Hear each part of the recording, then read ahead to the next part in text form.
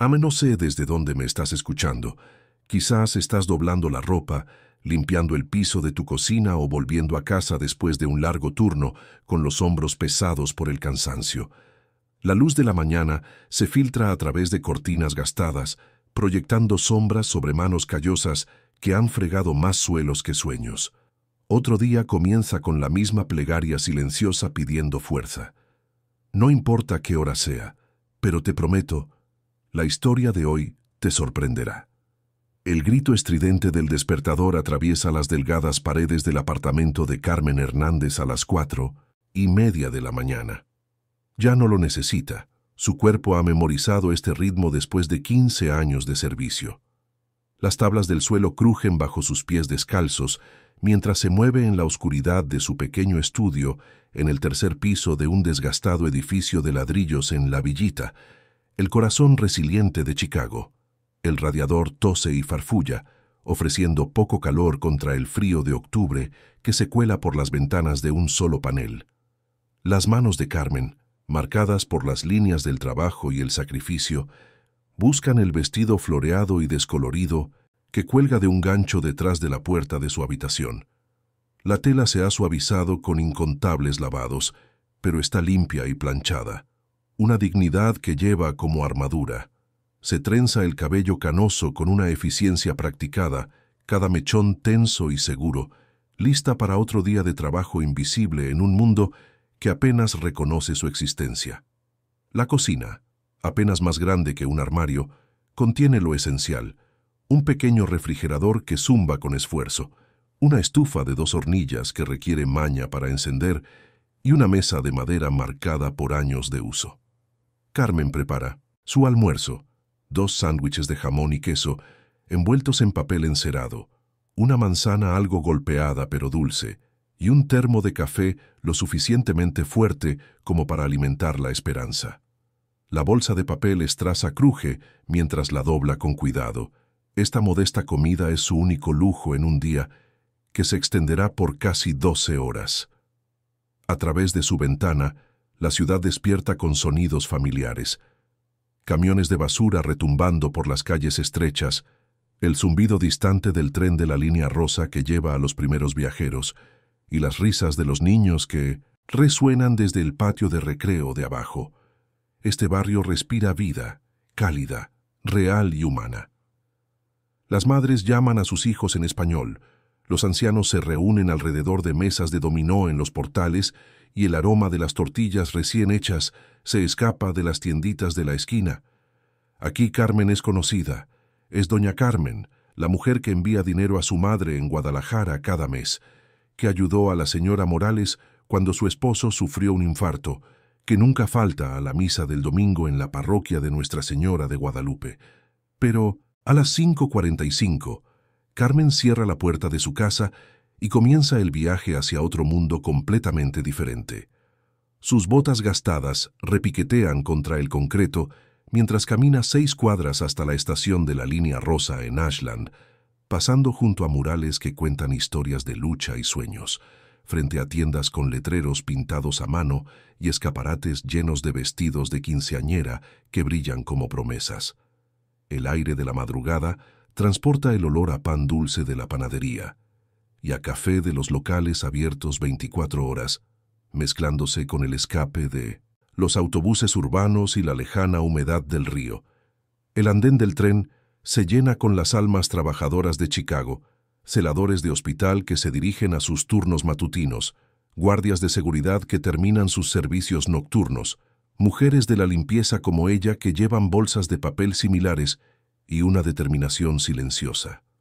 Carmen encuentra su lugar habitual cerca de la parte trasera, su reflejo fantasmal en la ventana del tren mientras los barrios se desdibujan a su paso.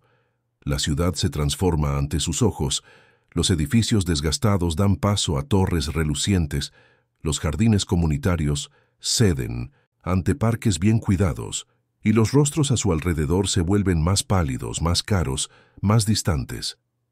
43 minutos después, Carmen emerge en la estación de Clark Division en la Gold Coast, donde los ricos de Chicago han construido su fortaleza de privilegio. Las calles aquí susurran lujo, Coches importados ronronean junto a mansiones de piedra caliza. Las boutiques exhiben vestidos que cuestan más de lo que Carmen gana en 6 meses, e incluso el aire parece más fino, más limpio, comprado por un dinero que fluye como un río sin fin. Camina 8 cuadras más. Su modesta figura empequeñecida por edificios que perforan el cielo como declaraciones de poder hechas de vidrio y acero. La Torre Valdivia se eleva 37 pisos sobre el lago Michigan, su ático ocupando los 3 niveles superiores como una corona de arrogancia. Carmen entra por el ascensor de servicio, sus pasos amortiguados por suelos de mármol que brillan con una perfección fría. Candelabros de cristal proyectan fragmentos de arcoíris sobre paredes revestidas con pinturas que valen más que la mayoría de las casas, mientras que ventanales del suelo al techo enmarcan el lago como un océano privado, sus olas indiferentes a la soledad que el dinero no puede curar.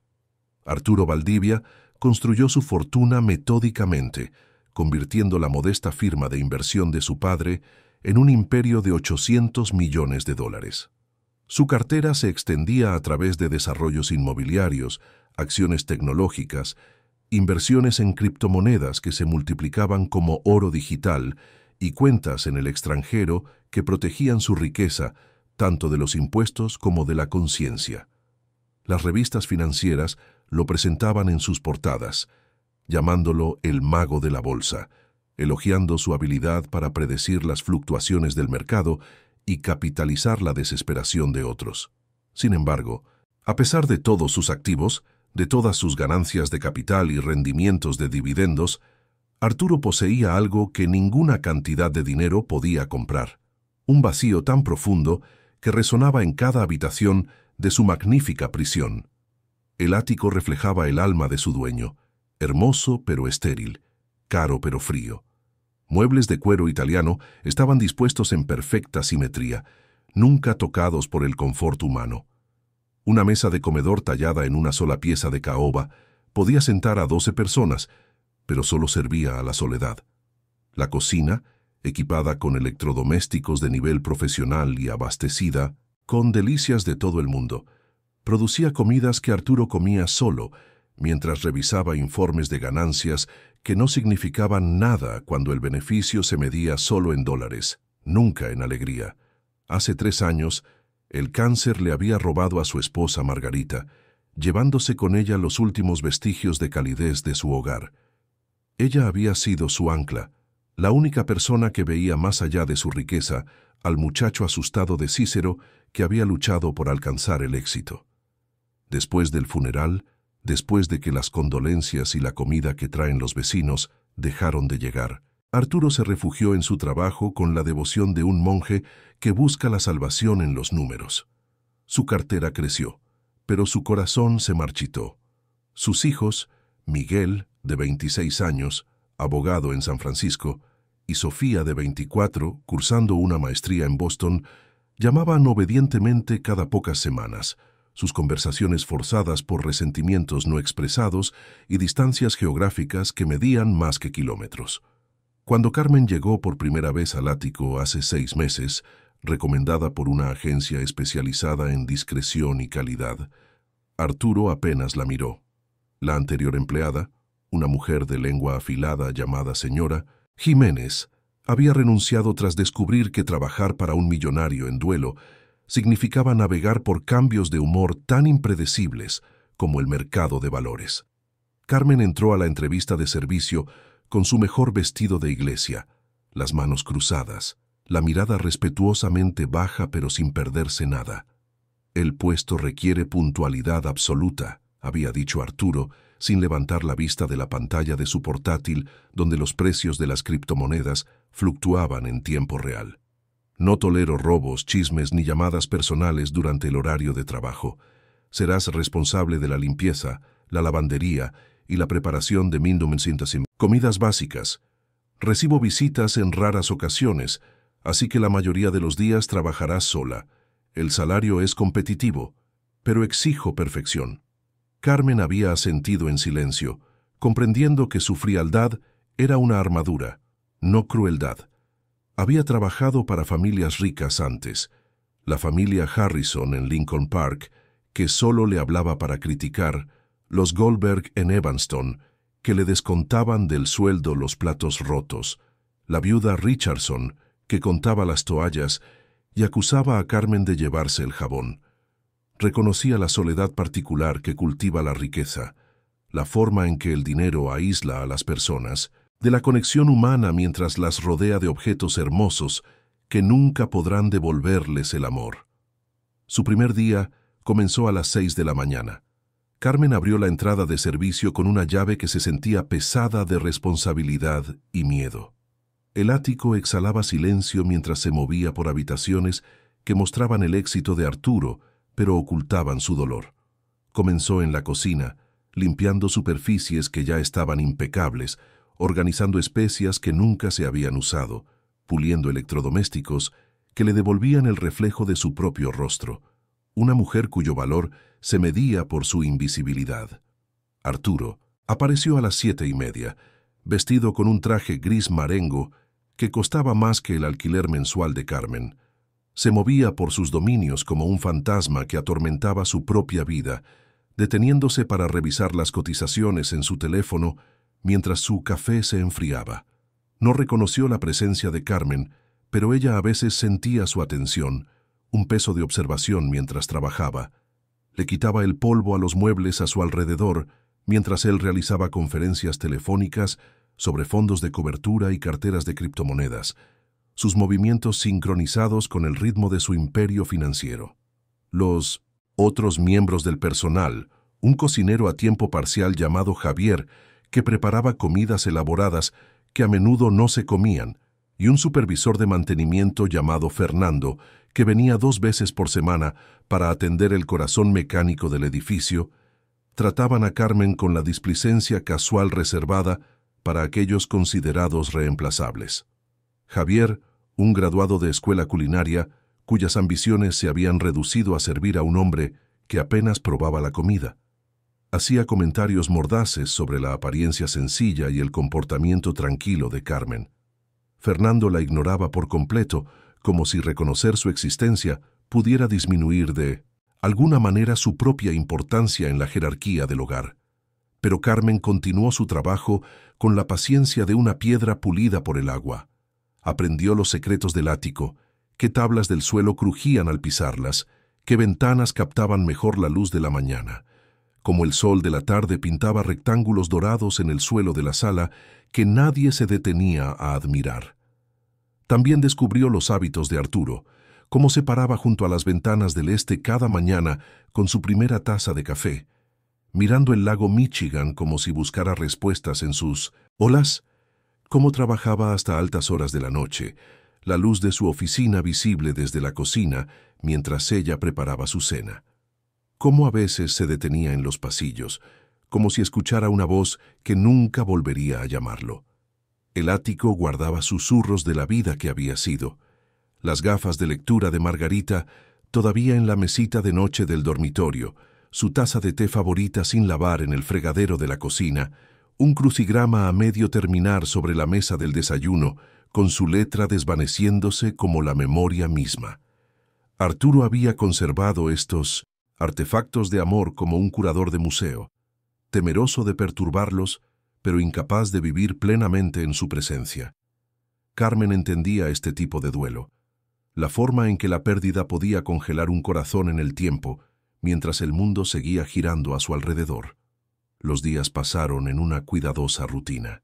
Carmen llegaba antes del amanecer, trabajaba durante las horas de la mañana, mientras Arturo dirigía sus negocios desde su oficina en casa, y se quedaba hasta tarde para preparar sus cenas solitarias. Se movía por el ático como una oración susurrada en un espacio vacío, su presencia tan silenciosa que se volvió esencial. Los suelos se mantenían pulidos, las comidas aparecían a tiempo y la ropa limpia se materializaba doblada y fresca en cajones que olían a saquitos de lavanda que Carmen compraba con su propio dinero, porque creía que incluso los hombres ricos merecían pequeños consuelos. Pero bajo la superficie de su acuerdo profesional, las tensiones hervían a fuego lento. Carmen comía su sencillo almuerzo sola en la cocina, mientras estaba rodeada por una despensa repleta de delicias importadas que valían cientos de dólares. Veía a Arturo desechar platos de comida apenas tocada, mientras su propio estómago se retorcía de un hambre que disfrazaba de dedicación a su trabajo. El desperdicio la afligía profundamente, no por envidia, sino por una comprensión moral de la abundancia malgastada mientras otros luchaban.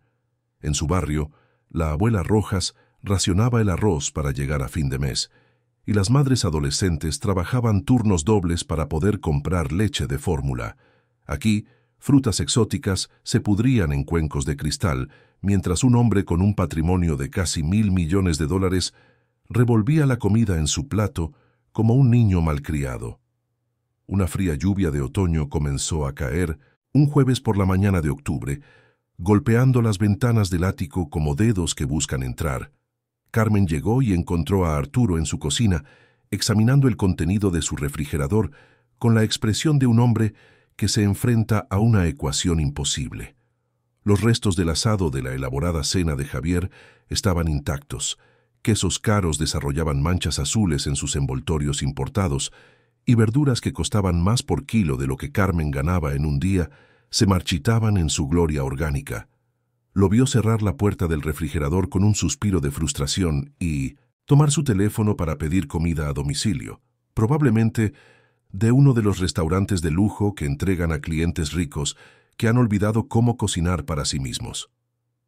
El desperdicio golpeó a Carmen como un golpe físico, y antes de que pudiera detenerse, las palabras surgieron de su boca como pájaros liberados de una jaula. «Señor Valdivia», dijo en voz baja, su voz apenas audible por encima de la lluvia. Él se giró, sorprendido de oírla hablar más allá del esperado «buenos días», y que tenga un buen día que marcaban sus límites diarios. Carmen sintió que sus mejillas se sonrojaban de vergüenza, pero el hambre y sus principios la impulsaron a seguir adelante. «La comida que tira, ¿podría quizás llevarme un poco a casa para mi familia? ¿O podría comer lo que usted no va a terminar?»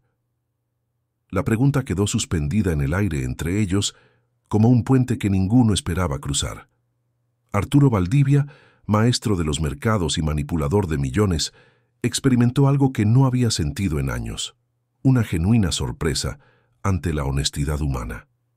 Por un momento su rostro se suavizó, y Carmen vislumbró al hombre bajo la armadura de millonario. Pero entonces su expresión se endureció. Las paredes se reconstruyeron tan rápido como se habían agrietado. Una risa escapó de su garganta, no cruel, sino fría, el sonido que hace el dinero cuando ha olvidado su propósito original. «¿Qué clase de pregunta es esa?», preguntó, aunque su tono sugería que sabía exactamente qué clase de pregunta era, del tipo que hacen las personas que entienden el valor de la comida, que han aprendido que el desperdicio es una forma de violencia contra los necesitados. Los ojos de Carmen no se apartaron a pesar de la vergüenza ardiente que coloreaba sus mejillas. En cambio, mantenían una dignidad que incomodaba a Arturo, una fuerza silenciosa que su riqueza no podía entender ni comprar. Ella vio su incomodidad y la reconoció por lo que era, no malicia, sino miedo. Miedo de reconocer el mundo más allá de las paredes de su ático, miedo de enfrentar la realidad de que su abundancia existía junto al vacío de otros. «Lo siento, señor», dijo Carmen simplemente. «No quise pasarme de la raya». Volvió a su trabajo, moviéndose por la cocina con un enfoque renovado, mientras Arturo permanecía congelado por las implicaciones de su pregunta. La lluvia continuó cayendo, lavando la ciudad mientras dejaba sin cambios la atmósfera emocional del ático, densa de verdades no dichas y reconocimientos incómodos. Pero algo había cambiado en ese momento, algo tan sutil como una grieta en un cimiento que eventualmente derribaría muros construidos de orgullo y aislamiento de la necesidad humana. Carmen había hablado, y al hablar, se había revelado como algo más que la mujer invisible que mantenía su reino. Se había mostrado como alguien con una familia que importaba, alguien cuyo hambre era real, alguien cuya pregunta llevaba el peso de una dignidad que se negaba a ser disminuida por las circunstancias. Arturo regresó a su oficina, pero los números en la pantalla de su ordenador parecían ahora carentes de sentido. Su cartera de criptomonedas mostraba ganancias de $30,000 desde el día anterior, pero la simple pregunta de Carmen resonaba más fuerte que cualquier informe de ganancias. Se encontró pensando en el viaje de ella al trabajo cada mañana, el trayecto en tren desde barrios que él nunca había visitado, el mundo al que ella regresaba cada noche después de limpiar su castillo en el cielo. Por primera vez en años, su riqueza se sentía menos como un logro y más como un aislamiento, rodeado de abundancia, mientras le faltaban los nutrientes esenciales que alimentan el alma humana. La lluvia cesó por la tarde, dejando las ventanas del ático veteadas con la evidencia de la tormenta. Carmen las limpió con cuidado, eliminando todo rastro de las lágrimas de la naturaleza, mientras se preguntaba si había cometido un terrible error. Necesitaba este trabajo desesperadamente. El salario le permitía enviar dinero a su madre, pagar el alquiler de su pequeño apartamento y mantener el precario equilibrio que evitaba que su vida se derrumbara. Pero también necesitaba preservar la dignidad que ninguna desesperación podía permitirse perder, el orgullo que a veces era la única moneda que realmente le pertenecía. Esa noche, mientras Carmen preparaba la cena de Arturo, notó que él la observaba trabajar con una atención que se sentía diferente a la de antes. Su observación ahora tenía peso, como si la estuviera viendo claramente por primera vez. Cuando ella puso su comida en la mesa del comedor, salmón a la plancha con hierbas que ella misma había comprado porque la despensa de él solo contenía artículos caros sin alma, él asintió en agradecimiento, en lugar de simplemente ignorar su presencia. Pequeños cambios comenzaron a aparecer en los días siguientes. Carmen llegó una mañana y encontró que Arturo había dejado instrucciones específicas sobre cómo deshacerse de la comida. Las sobras debían guardarse adecuadamente en lugar de desecharse, y cualquier artículo que se acercara a su fecha de caducidad debía serle comunicado. No era un permiso para llevarse comida a casa, pero era un reconocimiento de que el desperdicio era desperdicio, sin importar cuánto dinero pudiera permitirse reemplazarlo. Carmen trabajó con un propósito renovado, sus movimientos llevando la esperanza de que quizás el entendimiento era posible entre personas de mundos diferentes. Comenzó a tararear mientras limpiaba, viejas canciones que su abuela le había enseñado en Guadalajara, melodías que hablaban de resiliencia y fe en días mejores. El sonido llenaba los espacios vacíos del ático como incienso, endulzando el aire con el don más básico de la humanidad, la capacidad de crear belleza a partir de la tristeza, música a partir del silencio. Arturo escuchaba estas canciones desde su oficina y se encontraba deteniendo su trabajo para escuchar. El mercado de valores podía esperar mientras la voz de Carmen transportaba historias de supervivencia y gracia a través de habitaciones que habían olvidado cómo cantar. Su tarareo se convirtió en la banda sonora de sus días, un recordatorio de que la vida continuaba más allá de los números digitales que consumían su atención. Por primera vez desde la muerte de Margarita, el ático se sintió menos como un mausoleo y más como un hogar donde alguien vivía en lugar de simplemente existir. Pero el cambio más significativo estaba creciendo en el propio Arturo, aunque aún no lo reconocía. La pregunta de Carmen sobre la comida había plantado una semilla de autoconciencia que comenzaba a brotar. Empezó a notar cosas que se había entrenado para ignorar. Cuánto pedía en comparación con cuánto comía, cuántos recursos consumía sin pensar, cómo su riqueza lo aislaba de las experiencias humanas básicas de la necesidad y la gratitud. La armadura del privilegio que lo había protegido de la incomodidad también le impedía sentir algo real, algo que pudiera conectarlo con el mundo más allá de su torre de éxito financiero. Una noche, mientras octubre se rendía a noviembre y el viento de Chicago traía las primeras advertencias del invierno, Carmen se preparaba para irse cuando escuchó un sonido desconocido resonando en el ático. Arturo estaba tosiendo. Una tos, profunda y persistente, del tipo que sugería enfermedad en lugar de irritación. Se detuvo en el vestíbulo, con el abrigo a medio abotonar, escuchando la vulnerabilidad en esas toses y recordando cómo había sonado su padre durante su última enfermedad. Los límites profesionales luchaban con el instinto humano. A Carmen le pagaban por limpiar y organizar, no por brindar atención médica o consuelo emocional. Pero también era una mujer que había cuidado a familiares enfermos, que entendía que la riqueza no podía curar la soledad ni comprar el tipo de cuidado que proviene de una preocupación genuina por el bienestar de otro. La tos continuó y Carmen tomó una decisión que cambiaría la trayectoria de sus vidas. Colgó su abrigo de nuevo en el gancho y regresó a la cocina, sus movimientos rápidos y seguros mientras preparaba un remedio que su abuela le había enseñado: miel caliente y limón con un chorrito de tequila, la misma mezcla que había aliviado las fiebres infantiles de su hermano y calmado los resfriados de invierno de su madre. La preparación no requería ingredientes caros, solo elementos simples combinados con la intención de sanar en lugar de impresionar. Carmen llevó la taza humeante a la oficina de Arturo, donde lo encontró encorvado sobre su ordenador, a pesar de los síntomas evidentes de gripe o agotamiento. Los informes del mercado brillaban en múltiples pantallas a su alrededor como soles artificiales que no proporcionaban calor. Él levantó la vista sorprendido cuando ella apareció en su puerta, llevando la curación en una simple taza de cerámica. «Para su tos, señor», dijo en voz baja, colocando la bebida a su alcance. «La receta de mi abuela le ayudará a dormir mejor esta noche». No esperó gratitud ni permiso para cuidarlo.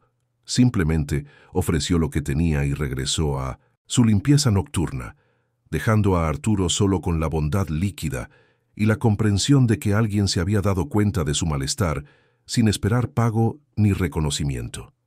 El remedio funcionó mejor que cualquier medicina cara de su farmacia privada. Arturo durmió profundamente por primera vez en meses, su tos disminuyendo hasta un descanso pacífico. Cuando despertó a la mañana siguiente, encontró otro pequeño cambio en su rutina. Carmen había dejado naranjas frescas en el mostrador de su cocina, junto con una nota escrita en un inglés cuidadoso.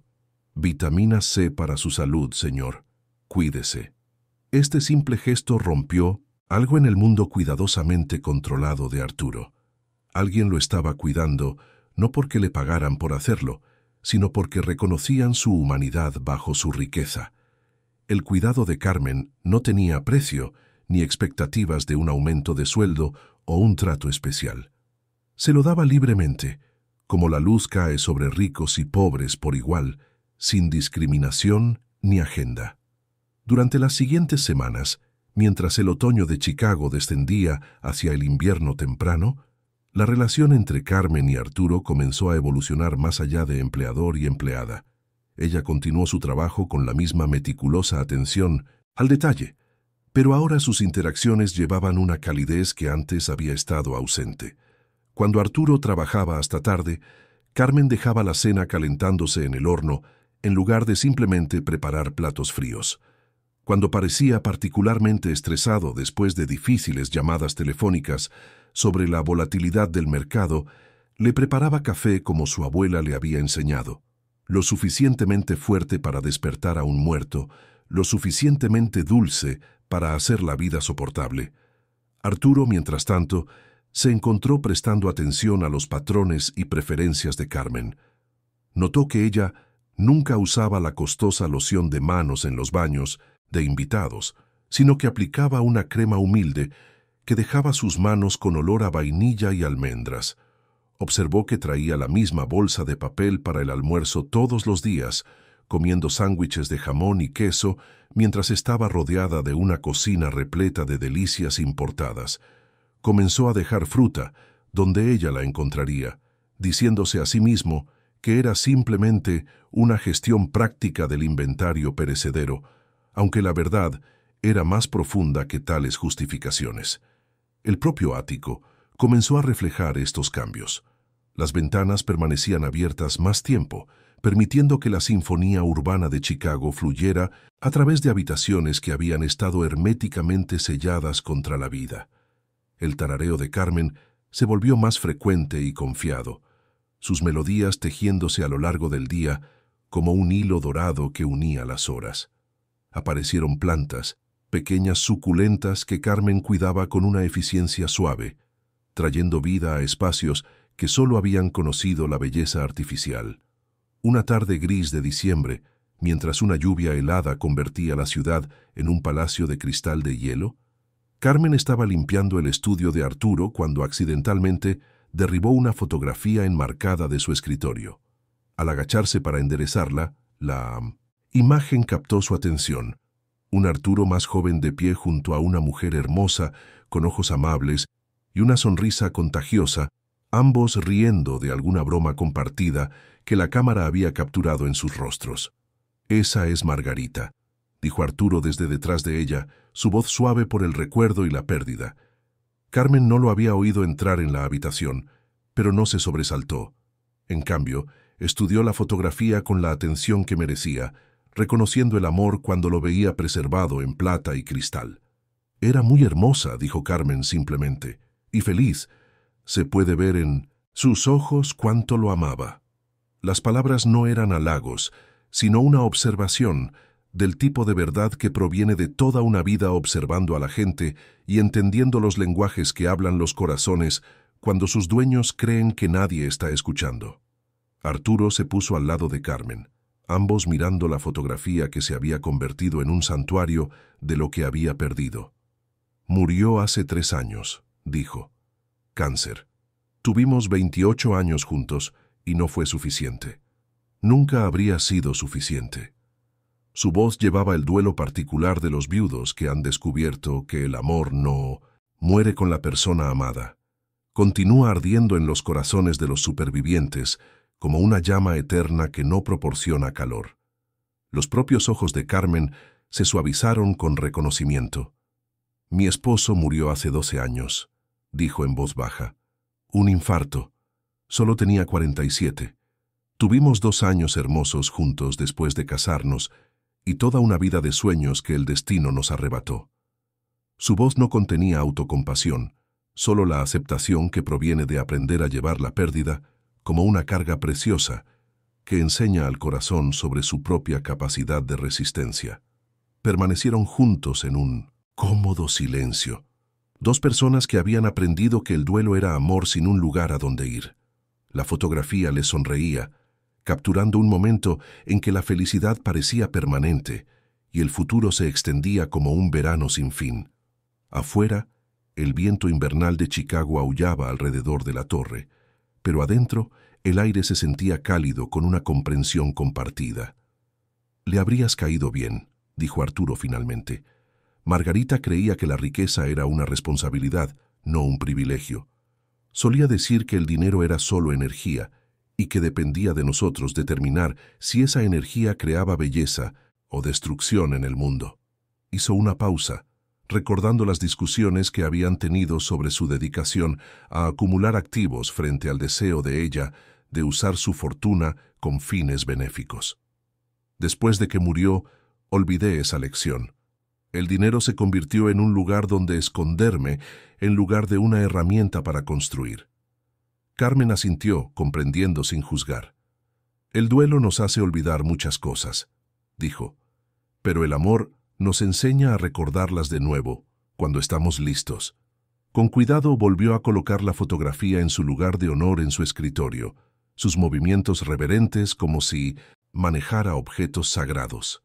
Su esposa suena como una mujer que sabía la diferencia entre tener dinero y ser rico. Hay muchas personas con millones que son pobres en su corazón, y muchas personas con los bolsillos vacíos que son ricas de maneras que importan. Estas palabras golpearon a Arturo con la fuerza de una profecía.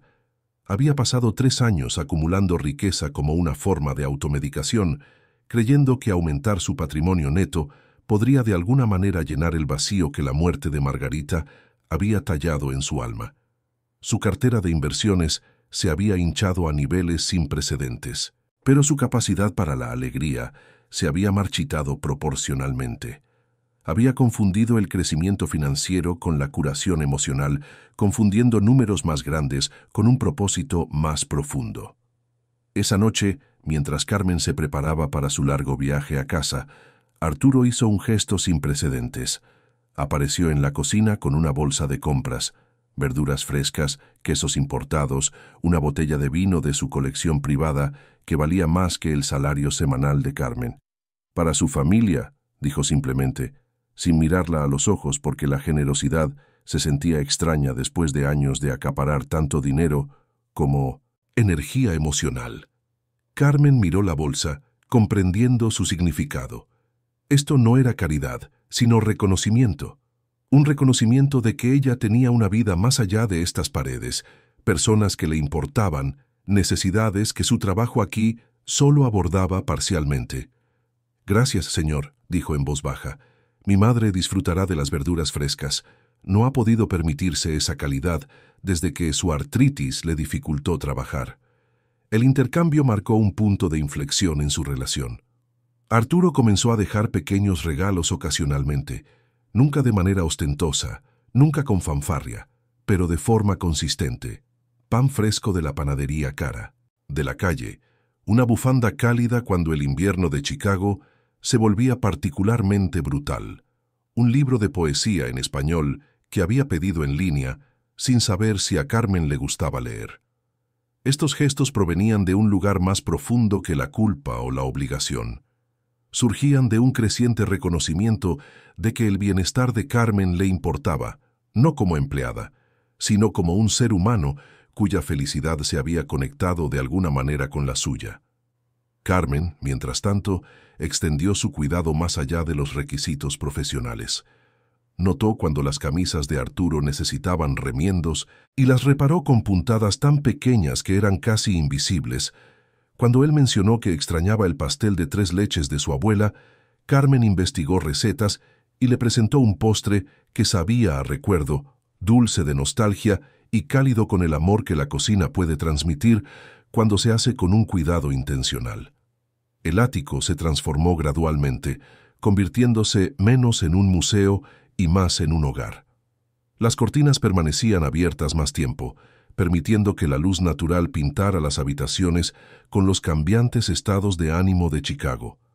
La música sonaba suavemente durante todo el día, a veces el tarareo de Carmen, a veces estaciones de música clásica que Arturo había redescubierto después de años de escuchar solo noticias financieras. El comedor, una vez un espacio formal reservado para reuniones de negocios que rara vez ocurrían, se convirtió en un lugar donde Arturo comía sus comidas con atención, en lugar de distracción, apreciando los sabores que Carmen extraía de los ingredientes con una habilidad que ninguna escuela culinaria podría enseñar. Pero el cambio más significativo estaba en el propio Arturo. Sus llamadas telefónicas se acortaron, su obsesión con las fluctuaciones del mercado en tiempo real se volvió menos absorbente. Comenzó a dar paseos por el lago, observando cómo el horizonte de Chicago cambiaba con la luz, en lugar de ver cómo cambiaban los números en las pantallas. Los informes de inversión aún llegaban diariamente, pero ya no acaparaban toda su atención. Algo más estaba creciendo en los espacios que el dinero no había logrado llenar. Un sentido de propósito que iba más allá de acumular activos, un reconocimiento de que los rendimientos más valiosos de la vida no se podían medir en dólares ni depositar en bancos. El invierno se profundizó, y con él el vínculo entre Carmen y Arturo se fortaleció como el hielo que se forma en el lago Michigan, lentamente, de forma natural, con un poder sorprendente. Desarrollaron rutinas que ninguno reconocía, pero que ambos atesoraban. El café de la mañana preparado según las preferencias aprendidas, a través de una cuidadosa observación, las conversaciones nocturnas que comenzaban sobre asuntos domésticos y se desviaban hacia territorios que nunca esperaron explorar juntos. Carmen compartía historias de su infancia en México, el pueblo donde su abuela criaba gallinas y cultivaba verduras que sabían a sol. Arturo hablaba de la construcción de su negocio, los primeros años cuando el éxito era incierto y cada decisión llevaba el peso de la seguridad financiera familiar. Estas conversaciones revelaron a las personas que habían sido antes de que las circunstancias los moldearan en empleador y empleada, millonario y sirvienta, privilegiado y luchador. Carmen habló de sueños aplazados. Había querido ser maestra antes de que la necesidad económica la obligara a dedicarse al trabajo doméstico. Arturo admitió que una vez había escrito poesía, antes de que la búsqueda del éxito financiero consumiera toda su energía creativa. Descubrieron amores compartidos, la música clásica, las películas antiguas, la forma en que Chicago se veía desde las alturas cuando la nieve dejaba la ciudad limpia y mágica. Una noche de enero, durante una ventisca que transformó la ciudad en un paraíso invernal visible desde los ventanales del ático, Carmen llegó y encontró a Arturo en su cocina, mirando su refrigerador con una expresión que había aprendido a reconocer como un conflicto interno. La comida cara que había dentro se echaría a perder si no se consumía pronto, pero comer solo se había convertido en una carga en lugar de un placer. «¿Te gustaría?», comenzó él. Luego se detuvo, inseguro de cómo cruzar la frontera entre empleador e igual. «¿Te gustaría cenar aquí esta noche? Parece incorrecto enviarte a casa con este tiempo y hay demasiada comida para una sola persona». La invitación quedó suspendida entre ellos como un puente que ninguno estaba seguro de si debían cruzar. Carmen comprendió el significado de su oferta. Compartir una comida reconocería su relación como algo más allá de un acuerdo profesional, admitiendo que se habían hecho amigos a pesar de las vastas diferencias en sus circunstancias. «Me gustaría mucho, señor», dijo simplemente, y el alivio en su sonrisa le dijo que él había estado esperando que aceptara. Prepararon la cena juntos, los ingredientes caros de Arturo transformados por las hábiles manos de Carmen en una comida que sabía a celebración en lugar de obligación. Hablaron mientras cocinaban, su conversación fluyendo como el vino, fácil y cálida. Cuando se sentaron a comer, el comedor se sintió diferente, íntimo en lugar de formal, acogedor en lugar de intimidante. «Me llamo Arturo», dijo mientras compartían el postre, un simple flan que Carmen había hecho de memoria y con amor. «Me doy cuenta de que has estado trabajando para mí durante 8 meses, y todavía te llamo por tu apellido mientras tú me llamas señor. Parece innecesariamente formal considerando». «¿Considerando qué?», preguntó Carmen, aunque sus ojos sugerían que entendía a qué se refería. «Considerando que me conoces mejor que la mayoría de la gente», admitió Arturo. «Sabes cómo me gusta el café, qué música me relaja, cuando estoy preocupado por los negocios. Sabes que extraño a mi esposa, que trabajo demasiado, que a veces me quedo mirando el lago por las ventanas porque me recuerda que hay un mundo más allá de estas paredes». Hizo una pausa, reconociendo la verdad en sus propias palabras. «Tú me ves, Carmen. Realmente me ves. Y quiero que sepas que yo también te veo a ti, no solo como alguien que trabaja para mí, sino como alguien cuya presencia hace que este lugar se sienta menos como una fortaleza y más como un hogar». Los ojos de Carmen se llenaron de lágrimas que no intentó ocultar. El reconocimiento era un regalo más valioso que cualquier aumento de sueldo, un reconocimiento de que su humanidad importaba tanto como su productividad. «Gracias, Arturo», dijo en voz baja. Su nombre se sentía extraño pero correcto en su lengua. «Eso significa más para mí de lo que podrías imaginar». La tormenta continuaba afuera, pero dentro del ático, el calor se extendía por habitaciones que habían estado frías durante demasiado tiempo. Se quedaron conversando después de la cena, ninguno queriendo que la noche terminara. Cuando Carmen finalmente insistió en que debía irse a casa, Arturo se ofreció a que su chofer la llevara en lugar de dejarla enfrentarse al transporte público cubierto de nieve. Ella aceptó agradecida, comprendiendo que su preocupación provenía de la amistad en lugar de la obligación. Esa noche marcó un nuevo capítulo en su relación, uno que sería puesto a prueba de maneras que ninguno podía prever. Carmen se había convertido en más que una empleada. Se había convertido en una fuente de luz en el mundo de Arturo, un recordatorio de que la riqueza no significaba nada sin la conexión humana. Y Arturo se había convertido en más que un jefe para Carmen. Se había convertido en la prueba viviente de que los corazones podían cambiar, que incluso las personas más ricas podían aprender a valorar lo que realmente importaba. pero su creciente amistad existía en un delicado ecosistema que podía ser perturbado por fuerzas externas que ninguno de los dos controlaba. Los otros miembros del personal habían notado los cambios, cómo Arturo trataba a Carmen con un respeto creciente, cómo sus interacciones llevaban una calidez que trascendía los límites profesionales, cómo el propio ático parecía más vivo cuando ambos estaban presentes.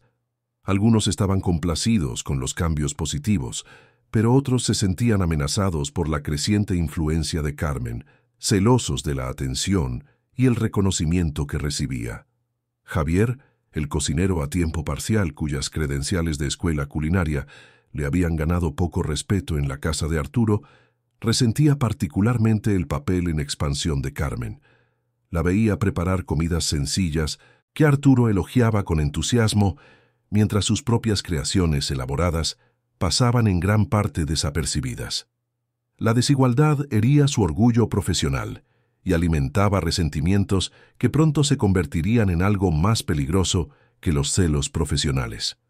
Fernando, el supervisor de mantenimiento, observaba la dinámica con ojos calculadores. Había trabajado para clientes ricos el tiempo suficiente para reconocer los patrones. Los empleadores que se apegaban demasiado al personal doméstico a menudo creaban problemas para todos los involucrados. En su experiencia, tales relaciones rara vez terminaban bien para los empleados, quienes inevitablemente se encontraban atrapados entre el afecto y los límites profesionales que la sociedad insistía en que debían mantenerse. Pero Carmen y Arturo permanecían ajenos a estas corrientes subterráneas, enfocados en la amistad genuina que había florecido entre ellos como flores que crecen en un suelo inesperado. Su conexión era pura en sus intenciones, ni romántica ni manipuladora, sino simplemente dos seres humanos que habían encontrado comprensión a través del abismo que generalmente separaba sus mundos. Hablaban de libros que Arturo recomendaba y Carmen tomaba prestados de la biblioteca pública, de recetas que Carmen le enseñaba que no requerían ingredientes caros, sino mucha paciencia y amor, de sueños que habían abandonado y otros que aún podrían perseguir. Arturo comenzó a hacer cambios en sus prácticas comerciales, influenciado por las conversaciones con Carmen sobre la responsabilidad y el impacto en la comunidad. Redirigió algunas inversiones de empresas que explotaban a trabajadores en el extranjero, eligiendo en cambio apoyar a empresas que ofrecían salarios justos y condiciones de trabajo seguras. Las ganancias de su cartera disminuyeron marginalmente, pero su sentido de propósito creció exponencialmente. Estableció un fondo de becas para inmigrantes que buscaban educación, recordando el sueño abandonado de Carmen de convertirse en maestra y preguntándose cuántos otros sueños se habían sacrificado por la necesidad económica. Carmen, mientras tanto, se encontró caminando más erguida, hablando con más confianza, llevándose con la dignidad de alguien cuyo valor había sido reconocido y afirmado. La validación no la enorgullecía de manera destructiva, en cambio, le recordaba que siempre había poseído valor, incluso cuando otros no lo veían. Continuó su trabajo con la misma meticulosa atención al detalle, pero ahora se sentía como una contribución en lugar de un simple trabajo, una asociación en lugar de una servidumbre. La primavera llegó temprano ese año, el duro invierno de Chicago rindiéndose al calor de marzo que sacaba brotes verdes del suelo congelado. El ático se llenó de la luz natural que había estado ausente durante los meses oscuros, y Carmen abrió las ventanas para dejar que el aire fresco circulara por las habitaciones que habían estado selladas contra el rigor del invierno. Trajo pequeñas plantas en macetas del vivero de su barrio, añadiendo vida a espacios que solo habían conocido la belleza artificial. Bajo su cuidado, estas plantas prosperaron, su crecimiento se convirtió en una prueba visible de que incluso los entornos más improbables podían nutrir la vida cuando a alguien le importaba lo suficiente como para prestar la atención adecuada. Arturo observó esta transformación con creciente aprecio, no solo por las habilidades de Carmen, sino por su sabiduría sobre lo que los entornos necesitaban para cobrar vida de verdad. Había estado viviendo en una hermosa tumba, rodeándose de objetos caros, mientras privaba a su alma de los nutrientes que sólo la conexión humana podía proporcionar. Carmen había traído más que limpieza a su hogar. Había traído la comprensión de que la riqueza sin calidez era sólo otra forma de pobreza. Pero incluso mientras su amistad florecía, fuerzas más oscuras se estaban acumulando como nubes de tormenta en un día aparentemente perfecto. El resentimiento de Javier se había metastatizado en una hostilidad activa y comenzó a observar a Carmen con la atención de un depredador que busca una debilidad. Fernando había notado pequeños objetos de valor ocasionalmente desplazados. Nada faltaba, pero era una evidencia sutil de que alguien estaba probando los límites. El delicado equilibrio de la casa se estaba volviendo cada vez más inestable, aunque Carmen y Arturo permanecían enfocados en los cambios positivos en su relación, en lugar de la energía negativa que se acumulaba a su alrededor. La crisis comenzó un martes cálido de abril, cuando el optimismo de la primavera llenó el ático de luz y posibilidad. Carmen llegó y encontró a Javier en la cocina más temprano de lo habitual, su rostro tenso con líneas de ira apenas controlada. Faltaban varios utensilios caros de sus lugares designados, y las acusaciones de Javier volaron como dardos buscando un blanco. «Sé que eres tú», le siseó a Carmen mientras ella comenzaba su rutina matutina, tomando cosas, poco a poco, pensando que nadie se daría cuenta.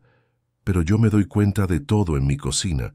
Su voz llevaba un veneno que se había estado acumulando durante meses. Los celos profesionales retorcidos en un odio personal. El estómago de Carmen se heló de miedo y confusión. «No entiendo», dijo en voz baja. «¿Qué cosas? No he tomado nada». Pero incluso mientras hablaba, reconoció la inutilidad de defenderse contra acusaciones que no se basaban en la verdad, sino en un resentimiento que requería un chivo expiatorio para su satisfacción.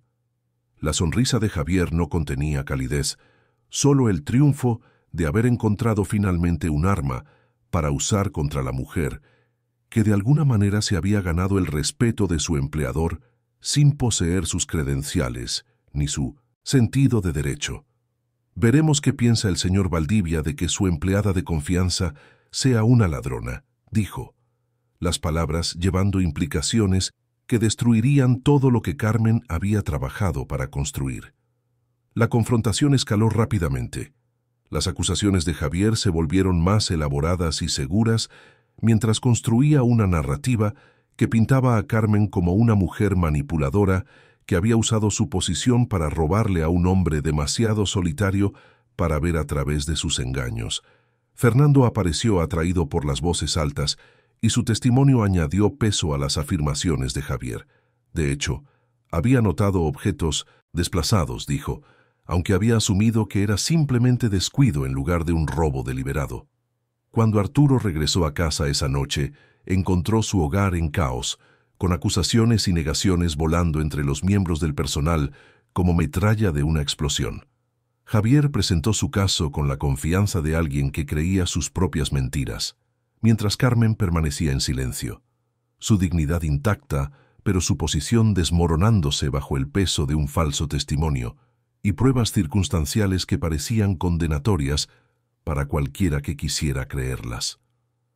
Arturo escuchó las acusaciones con una frialdad creciente, sus viejos instintos de autoprotección reafirmándose mientras se enfrentaba a la posibilidad de haber sido manipulado por alguien en quien había llegado a confiar. La amistad que se había desarrollado entre él y Carmen de repente parecía sospechosa a la dura luz de las acusaciones de Javier. Había estado jugando un juego a largo plazo, ganándose su confianza para explotarla. Su soledad lo había hecho vulnerable a un engaño que una persona más astuta habría reconocido de inmediato. «¿Es esto cierto?», le preguntó Arturo a Carmen, su voz cargada de una decepción que cortaba más profundo que la ira.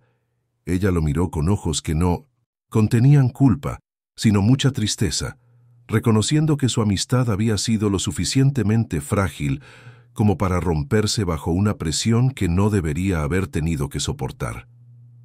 «No, señor», dijo simplemente.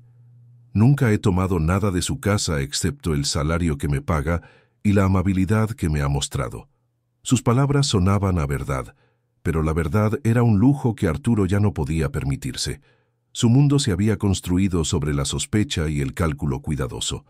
La calidez que se había permitido sentir hacia Carmen ahora parecía una desviación peligrosa de la cautela que lo había protegido a lo largo de su carrera empresarial. «Me temo que tengo que dejarte ir», dijo Arturo, las palabras saliendo de su boca como piedras que construirían un muro entre ellos que nunca podría ser derribado. «No puedo tener a alguien trabajando en mi casa si hay alguna duda sobre su honestidad». No la miró a los ojos mientras hablaba, temeroso de lo que podría haber allí. No culpa, que podría haber manejado, sino inocencia traicionada por alguien en quien ella había confiado para protegerla. Carmen asintió en silencio, comprendiendo que defenderse solo confirmaría las sospechas que ya se habían endurecido hasta convertirse en certeza en la mente de Arturo. Recogió sus pocas pertenencias personales, un cardigan que guardaba para los días fríos, un pequeño envase de la crema de manos de vainilla que prefería, el libro de poesía que Arturo le había regalado y que había estado leyendo durante sus descansos para el almuerzo. Sus movimientos transmitían la dignidad de alguien que ya se había enfrentado a la injusticia y la había sobrevivido, aunque cada instancia dejaba cicatrices que nunca sanaban por completo. Mientras se preparaba para dejar el ático por última vez, Carmen se detuvo junto a la ventana donde a menudo se había parado para observar cómo los humores del lago Michigan cambiaban con el clima de Chicago. El agua se extendía hacia horizontes que no prometían nada, pero que contenían infinitas posibilidades, su superficie reflejando una luz que podía cegar o guiar, dependiendo de cómo uno eligiera verla. «Espero que encuentre la paz, señor», le dijo a Arturo, quien permanecía congelado por su propia crueldad, viendo a una mujer a la que había llegado a querer desaparecer de su vida, porque el miedo había demostrado ser más fuerte que la fe. «Y espero que su hogar vuelva a ser cálido, con personas que entiendan que la riqueza no es lo mismo que la abundancia». Se fue por el ascensor de servicio, de la misma manera en que había llegado 8 meses antes, pero todo había cambiado de formas que no podían medirse con tiempo o dinero. El ático pareció exhalar cuando ella se fue, liberando la vida que había insuflado en sus salones de mármol y volviendo al hermoso vacío que Arturo había confundido con la paz antes de aprender la diferencia entre la soledad y el aislamiento. Javier la vio irse con satisfacción, creyendo que había eliminado una amenaza a su propia posición e importancia en la casa. Fernando regresó a sus tareas de mantenimiento, el drama resuelto de una manera que restauraba el orden natural que él prefería. Empleadores ricos debidamente sospechosos de su personal, límites claros entre las clases, ninguna mezcla incómoda de afecto con relaciones profesionales. Pero Arturo se quedó junto a sus ventanas, mirando el lago Michigan, sabiendo que algo esencial acababa de salir de su vida, algo que ninguna cantidad de dinero podría reemplazar porque nunca había estado a la venta en primer lugar. La superficie del agua le devolvía el reflejo de su propio rostro, un hombre rico que acababa de elegir la riqueza sobre la sabiduría, el miedo sobre la fe, la sospecha sobre la amistad que había comenzado a sanar su corazón herido. El ático se sintió diferente de inmediato. El silencio regresó, pero ahora parecía opresivo en lugar de pacífico. Las comidas aparecían a tiempo, pero sabían a cartón porque nadie las preparaba con amor. Las ventanas permanecían cerradas, las plantas comenzaron a marchitarse y la música desapareció de los espacios que habían conocido brevemente la alegría. Arturo regresó a las pantallas de su ordenador y a los informes de ganancias, pero los números no le proporcionaron consuelo, solo la evidencia de que estaba acumulando más de algo que no había logrado comprarle felicidad, ni sabiduría, ni el coraje para confiar en alguien que nunca le había dado motivos para sospechar. Los días pasaron lentamente, cargados de un arrepentimiento que se hacía más pesado en lugar de más ligero, a medida que el tiempo revelaba la verdad de lo que había perdido.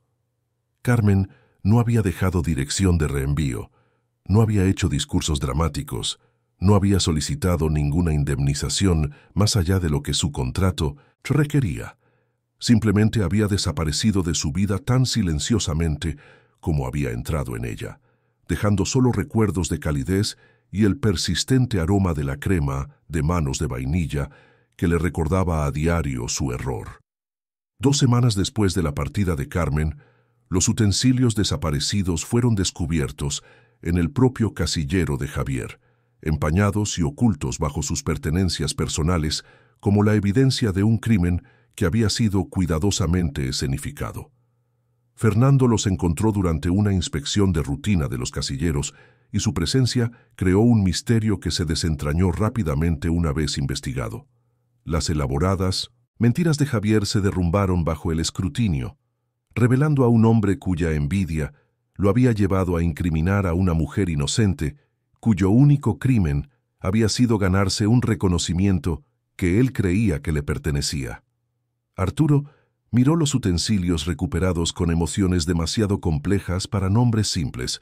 El alivio de que Carmen fuera inocente se mezclaba con la vergüenza por su propia incapacidad para confiar en ella, mientras que la ira por el engaño de Javier se combinaba con el autodesprecio, por haber sido manipulado para destruir algo precioso. Había construido su fortuna leyendo a las personas con precisión, reconociendo el engaño y protegiéndose de aquellos que explotarían su éxito. Sin embargo, cuando más importaba, no había logrado distinguir entre la verdad y la mentira, permitiendo que el miedo lo cegara a la autenticidad que debería haber reconocido en el carácter de Carmen. Javier fue despedido de inmediato, su despido sin el arrepentimiento reacio que había marcado la partida de Carmen.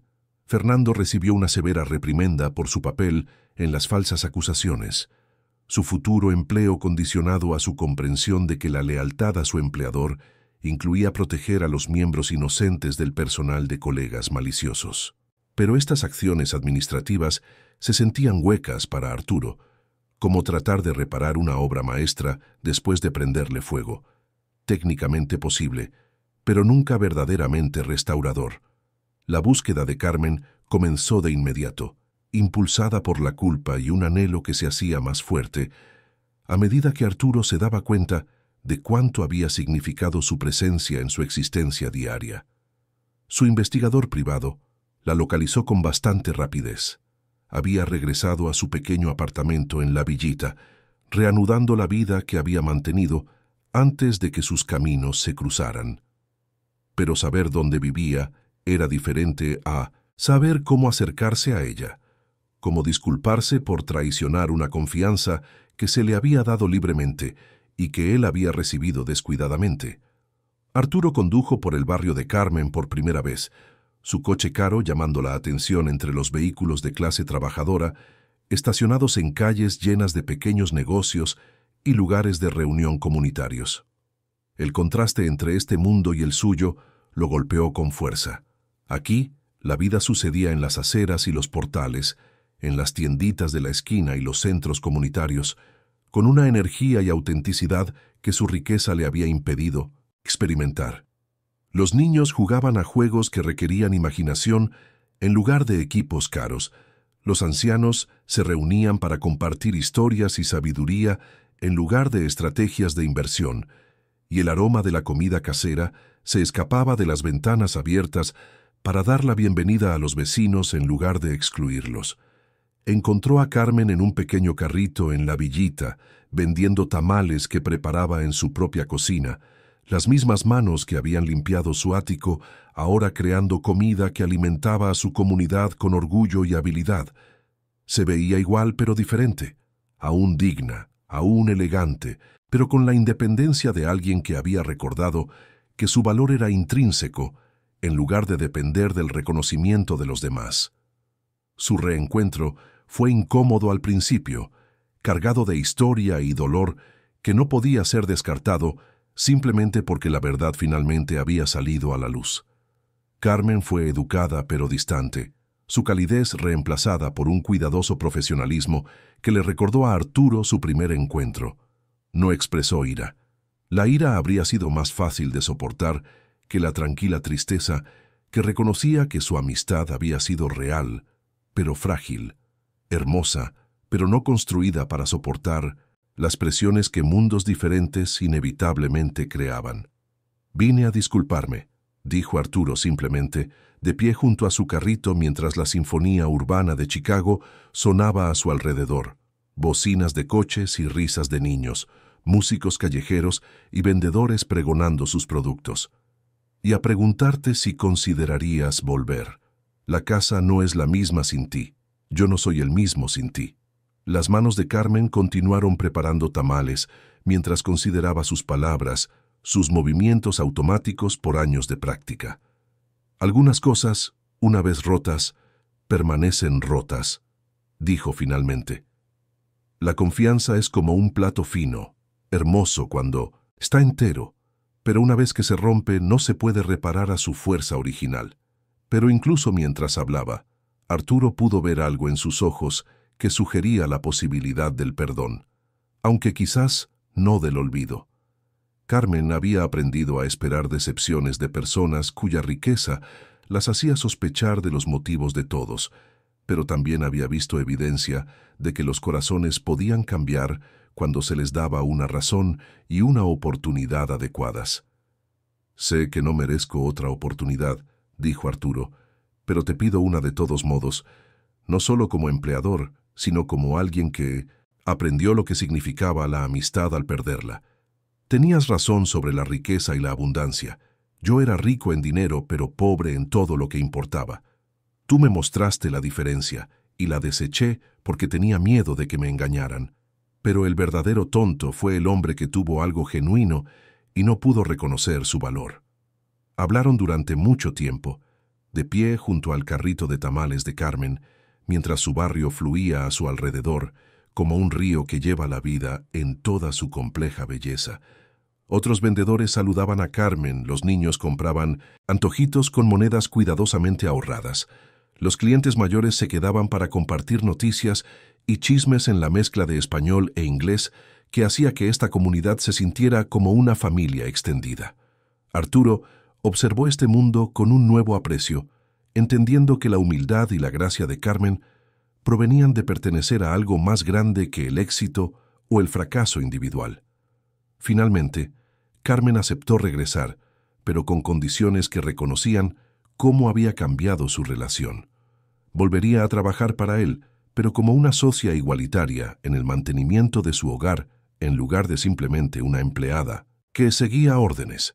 Su amistad, si iba a ser reconstruida, se construiría sobre cimientos más fuertes que pudieran resistir las presiones que habían destruido su encarnación anterior. El ático dio la bienvenida al regreso de Carmen como un jardín que saluda la lluvia de primavera. Las ventanas se abrieron, las plantas revivieron y la música volvió a fluir por habitaciones que habían estado conteniendo la respiración durante su ausencia.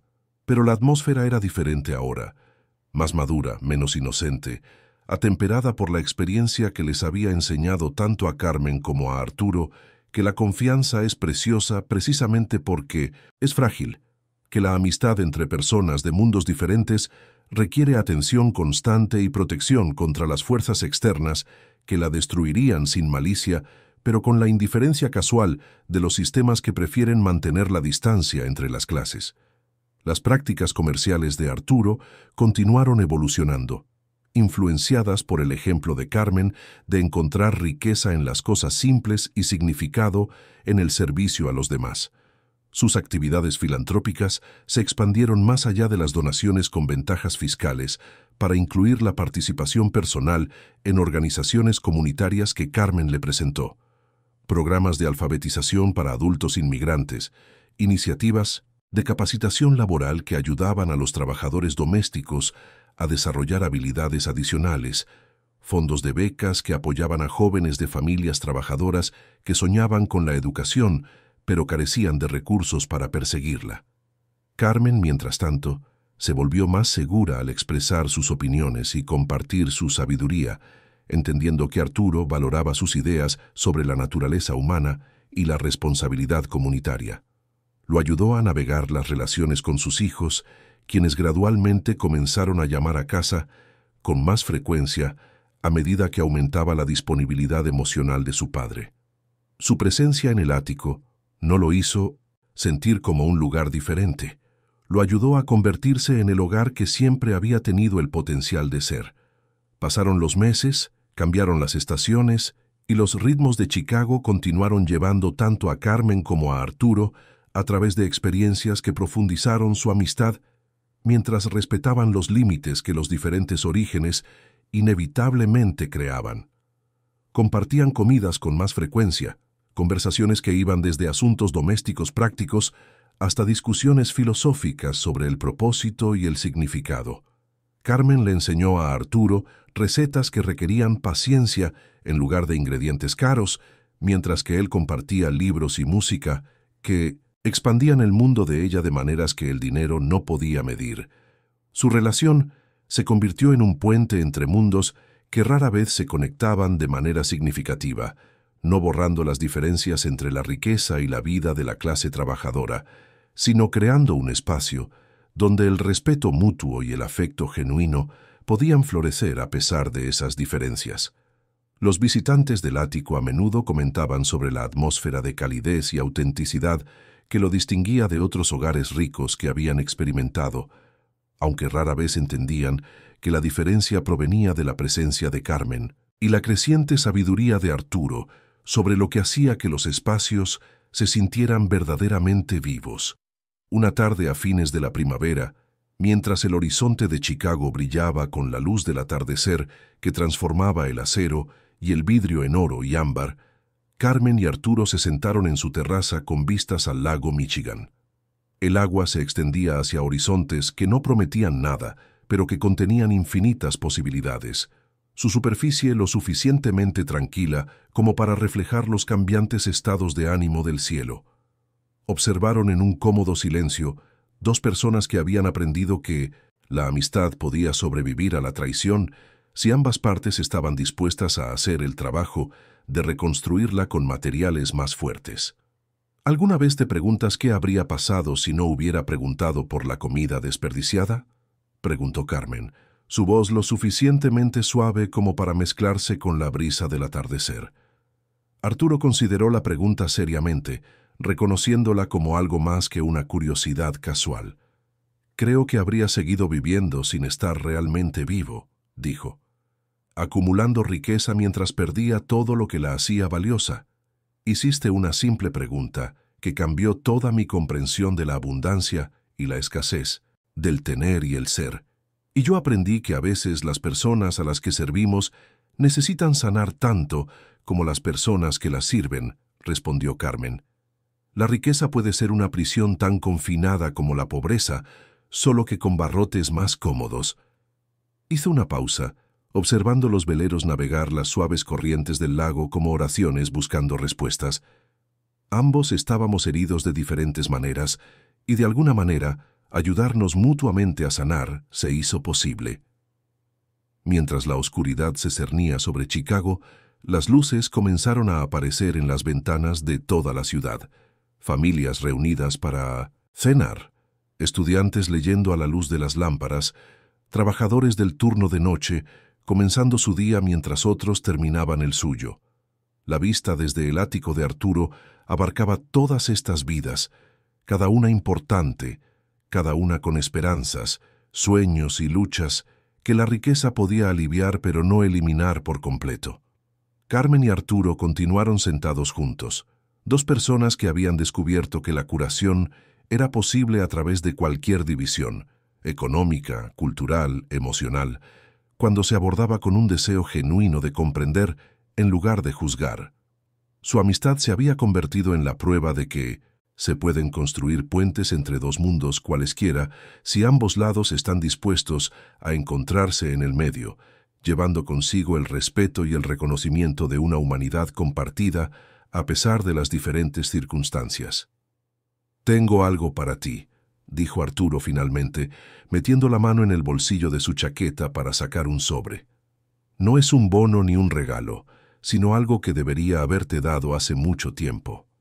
Dentro había una carta de recomendación tan brillante que podría haber abierto puertas que Carmen nunca imaginó cruzar, pero más importante aún, era un reconocimiento formal de su valía, por parte de alguien cuya opinión tenía peso en mundos donde tal reconocimiento podía transformar vidas.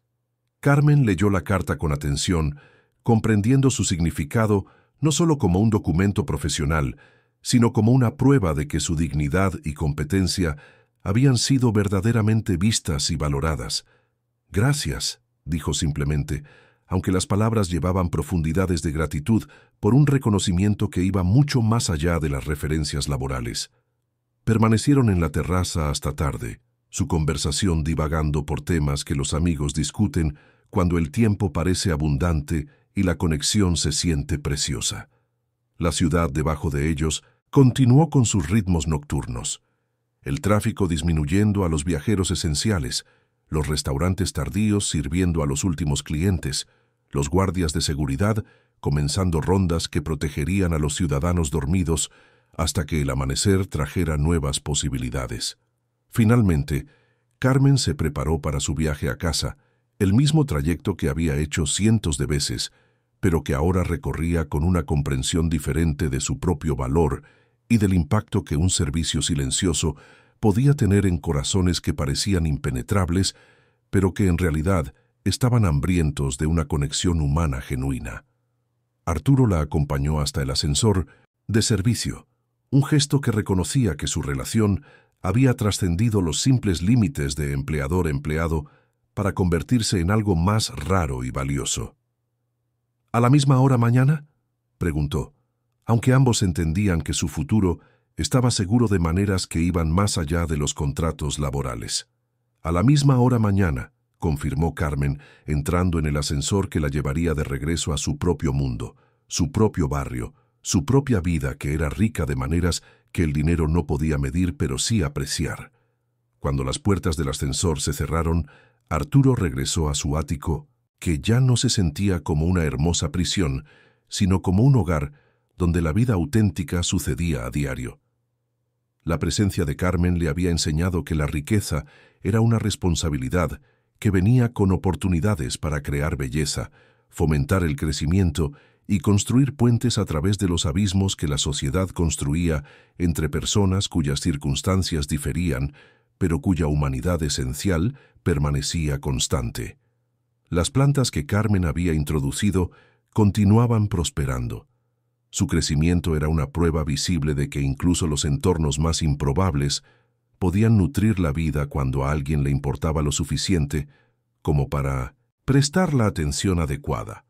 La música sonaba suavemente por las habitaciones, melodías que Carmen tarareaba mientras trabajaba, piezas clásicas que Arturo había redescubierto, jazz que unía culturas y generaciones con los lenguajes universales del ritmo y el alma. En su pequeño apartamento en la villita, Carmen se preparaba para otro día, sus movimientos llevando la dignidad de alguien cuyo valor había sido reconocido y afirmado. Había aprendido que el servicio no era una disminución, sino un camino potencial hacia un profundo impacto en los corazones humanos que necesitaban sanación. Su trabajo al día siguiente serían las mismas tareas que había realizado durante meses, pero se llevarían a cabo con el conocimiento de que los simples actos de cuidado podían transformar vidas de maneras que parecían mágicas, pero que en realidad eran evidencia del poder práctico del amor para sanar heridas que el dinero no podía tocar. ¿Y tú? ¿Alguna vez has trabajado para alguien que aprendió de ti sin decirlo en voz alta? Cuéntame tu historia en los comentarios. Si esta te llegó al corazón, deja un me gusta y suscríbete para que llegue a otra mujer que necesite esperanza hoy. Para más historias conmovedoras, haz clic en el enlace del podcast a la izquierda. Gracias por recorrer este camino emocional con nosotros. Nos vemos en la próxima historia. Gracias por acompañarnos en este viaje a través de la historia de Carmen y Arturo, un recordatorio de que la dignidad no conoce fronteras económicas, que la sabiduría a menudo proviene de fuentes inesperadas y que la sanación ocurre cuando los corazones permanecen abiertos para reconocer la humanidad que nos conecta a todos, independientemente de las circunstancias que parecen separarnos.